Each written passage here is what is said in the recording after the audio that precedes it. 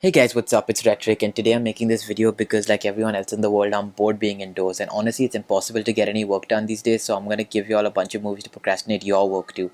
All of these movies are available either on Prime or Netflix because those are the only two streaming services I've managed to steal from my family and friends, which should make them super easily accessible to the rest of you, but if not, you can always torrent like a Garib and try your luck at Yes Movies.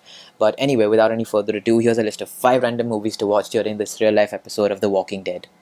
Okay, so number one, we're gonna start off with the chef. So your favorite superhero movie sidekick, Jon Favreau, is back in this movie with a surprisingly awesome passion project that he wrote, directed, and starred in. So this movie was so good that Saif Ali Khan decided to remake the same movie with the same name. This is super rare because Hindi knockoff films normally pretend like they found the creative inspiration for their work in anything besides the actual work. So actually paying homage to the original means it must be worth watching. So Chef follows Jon Favreau as he makes a bunch of bad decisions on Twitter, loses his job, leading some complicated personal life shit, and finally discovering his passion for driving in a truck and making Cuban sandwiches. So it's super inspirational and it'll at least inspire you to get a Cuban sandwich if nothing else. The second movie we're going to be talking about is Parasite. So Parasite is a South Korean film which won Best Picture at the Oscars, which was the first ever South Korean film to do so. And it's a super interesting movie. If y'all want to get unsettled and disturbed watching something other than random TikTok videos, this is definitely for you.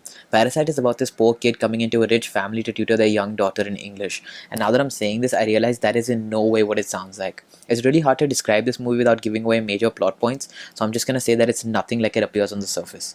After watching this, there's no way you're gonna see your house help the same way anymore, especially if they smell bad. A Silent Voice is next on this list, and it's probably the most offbeat movie on this list because it's an animated Japanese movie from just a couple of years ago. Now, the inner anime fan in me wants to tell you about how insanely good this movie is and about its art style, but instead, I'm gonna say that it's something that we need to watch in order to understand forgiveness, the harsh reality of bullying, and overall friendship and redemption.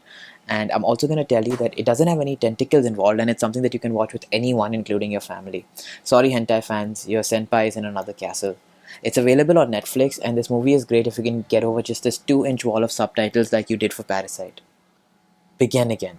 I love this movie. It's just so fucking good. If you guys like music or are just fans of the idea of creating something that's yours and yours alone, you'll love this film. It's something of a masterpiece according to me, one of John Carney's best works. It's so good that it made me want to play guitar and make music despite my only guitar experience being with Guitar Hero 2. You can find this again on Netflix and it's only like an hour and a half long, so check it out. It's definitely worth your time. Also download the soundtrack. It's on Apple Music or Spotify and is at least worth listening to. Finally, at number 5, we have Contagion. If you're a real psycho and the news headlines weren't enough to scare the fuck out of you for our universe, watch Contagion.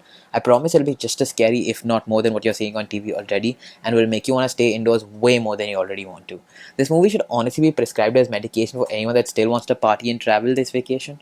And honestly, you should just send a link for this movie to anyone with Wanderlust in their bio, and I guarantee that it'll make them rethink their travel plans to Italy for at least a week. Alright guys, so that was just a quick 5 movies that you can check out if like me you're bored at home and you need something to get your mind off for the end of the world. Okay, maybe not the last one, that might just end up scaring you a little more, but the rest 4 definitely do help a little. I hope you guys are having a good quarantine and remember to stay safe, stay indoors and wash your hands. And I hope to see you guys in the next one. Peace.